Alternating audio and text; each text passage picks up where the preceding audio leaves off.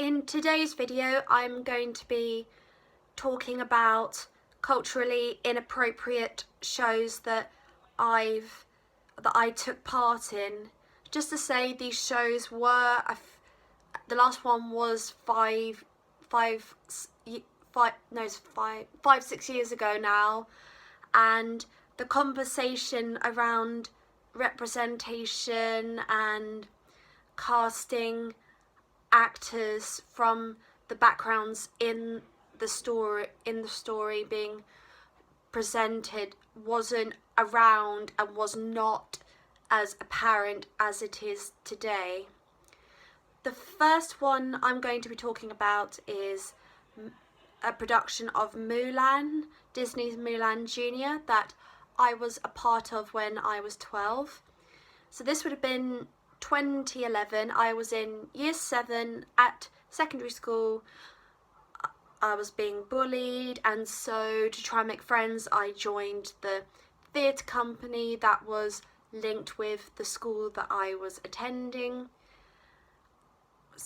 The cast, nearly everyone in that cast was white, even though there were a couple of folk from elsewhere and mixed race, but otherwise there wasn't anyone of Chinese origin or anything like that, and the set had Chinese symbols, and the costumes were from Chinese culture, where there was a high-necked shirt with buttons up the top and then Chinese flowers and patterns on it, and then we had coloured skirts with a band around our waist, and boys, there were cheongsams being worn in that production as well, and there was the use of some Chinese words.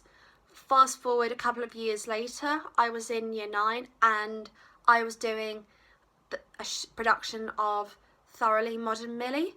For those of you who don't know that show, Thoroughly Modern Millie is set in New York in the 1920s, and it's about a girl who comes to New York from Kansas wanting to marry her boss. I played Mrs Meers. So the show itself, I think, is really bad for cultural appropriation, because the villain of the story, Mrs Meers, she's an American woman pretending to be Chinese and doing and impersonating a Chinese accent, which is intended to sound bad, but she thinks that it's brilliant. Also in that production there are 2 Chinese characters called Bun Fu and Ching Ho. So they are there because the idea is that they've come over for work and they're earning money to bring their mother over. But as you've probably guessed, the 2 boys who played Bun Fu and Ching Ho, neither of them were Chinese either. They were white, and they learnt the Mandarin required in the show, so they were speaking of Chinese, and I was learning Chinese as well, because there was things in the show that I had to say and I had to remember. The vast majority, nearly every single person in that production was white. And then fast forward another couple of years later, when I was in year 10, another year later in year 10, I took part in a production of West Side Story, and I was one of the Shark Girls. So for those of you who know West Side Story, the Sharks are Puerto Rican immigrants to America in the 1950s. There was no one of Puerto Rican descent, and there was only at least 2 or 3 cast members I seem to remember who were not non-white or mixed race. The rest of us were white, and those of us playing sharks, before each show we'd get brown paint slapped all over our bodies, so up our arms, over our chests, under our faces, in our ears, and then with very elaborate Latin makeup. So I would like to stress that at this time I was not aware or understood cultural appropriation, because, as I said in this video, at that time these conversations weren't being had at all. And I'm from Cambridge and I've grown up here. When I'm thinking about the ratio of white to people of colour or non-white from when I was at school and from the area I lived, it was probably 80% white and maybe 20% non-white. And I'm very aware that I had of that, looking back, my white privilege was probably a very big thing at that time, and it still is, because I was one of the 80% of people who were white, and because of that there was a lot of, I guess, sort of sheltering of our privileges. So I was aware of racism and I knew it was wrong, because I was taught from a young age that racism is wrong and you should not discriminate against someone because they're not white like you are. They are a person with thoughts and feelings and dreams. They are not less than you in any shape or form. So looking back at that shows, I am sad and embarrassed and ashamed that I took part in them, and I played a person who from somewhere in like Puerto Rico and China that I absolutely had no right to at all. And I want to say to people watching this from these backgrounds and from who are non-white and whatever, that I am really, really, really, really sorry that I took part in those shows. I can't say that I didn't know is an excuse, because it's not. Because of and I really admire how, as a result of the Black Lives Matter movement, and because of very strong people in the theatre and film world coming forward and saying whitewashing is wrong, racism is wrong, discrimination is wrong, how the police treat us because we're not white is wrong. And there have been some amazing people coming out of that, and I feel that it's only in recent years that big film studios like in Hollywood and here in the UK are stepping up to be an example that representation in casting and on screen matters and is important, because you are representing and inspiring the next generation. And there's a lot of people coming forward in theatre pressing for representation. It wasn't until recently that there was the first principal black Cosette, who was played by Amara Okarik, who I've watched videos of but I probably shouldn't have, and I thought she sounded so beautiful as Cosette. And hearing about all the racist comments and feedback she got, it really made me feel very angry and sad for her, because those comments and the backlash she got was not acceptable in any way, shape or form. There's also been a lot, I've read about meetings where to discuss the lack of Asian people from Asian backgrounds and black backgrounds taking principal roles in Les Mis as well, and Phantom of the Opera. So theatre needs to do, whilst it is making ground with productions such as Hamilton, which one of the most important things about it is having non-white actors playing the roles of the characters, and in Juliet it's a very diverse casting. So there are a lot of voices calling out for diversity in casting, and that's very important. And it's inspiring the next generation and showing that any old-fashioned values of whitewashing that happened in theatre in the past doesn't belong in the theatre world now. It's not right.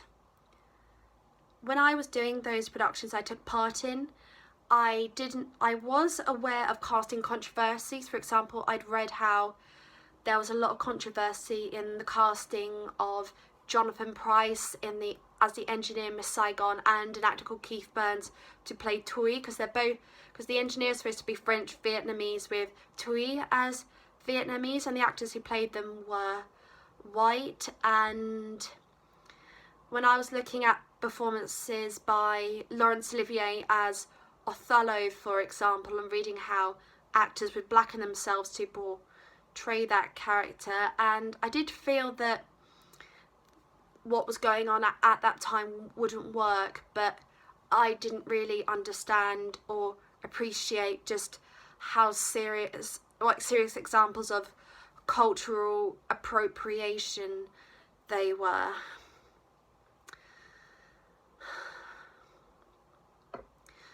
So as I've said, it was probably my white privilege that sheltered me from that and didn't make me stop and question as to whether these were right. And as a 12-year-old, I do kind of feel that I was a bit too young to really kind of understand and appreciate just how serious and important this issue is, and I didn't really understand it when I was growing up, because as I've said earlier on, as I've said a couple of times now in this video, these conversations weren't really being had at all. And having grown up in Cambridge, it is sadly the vast majority is white or white European, and in recent years there's been more diversity coming to Cambridge, but even now there is controversy with Cambridge University having a very small ratio of students of colour compared to white students, and the Vice Chancellor of Jesus College Cambridge is a black woman, and she's the first black woman to step into that role. Sorry, I've veered away from that, but I just wanted to give you an idea of just more of an idea, expand on what I'd said previously about growing up in an area where the majority was white. It wasn't till really I got to university and where I met so many people than I'd ever met before, and there was much more diversity. And speaking to my really lovely friends Jimena and Ali, who do feel very strongly about representation of race and culture on stage, and they are two amazing ladies who really opened my eyes, and I am so grateful to both of them for having conversations with me at uni and just opening my eyes to it, because as I've said, probably growing up from Cambridge, I did have a very sheltered life that was safeguarded by my white privilege, which really, my white privilege, it's really something that I feel very ashamed of and to have. So it was because of having those conversations with Ali and Jimena that I came to learn more about casting controversy, about cultural appropriation and the importance of representing a race and culture on stage, and if you don't do it properly or getting white actors to portray that, just how damaging and effectively effectively racist it can be. I didn't really understand or have any idea of that until I met them. So from that I did start to read more into it, and I looked back at performances like Olivier's, and even in the film world, like with Elizabeth Taylor portraying Cleopatra and Charlton Heston playing Moses, really looking out and saying, actually, this is very serious cultural appropriation, and this is something that I don't want to have.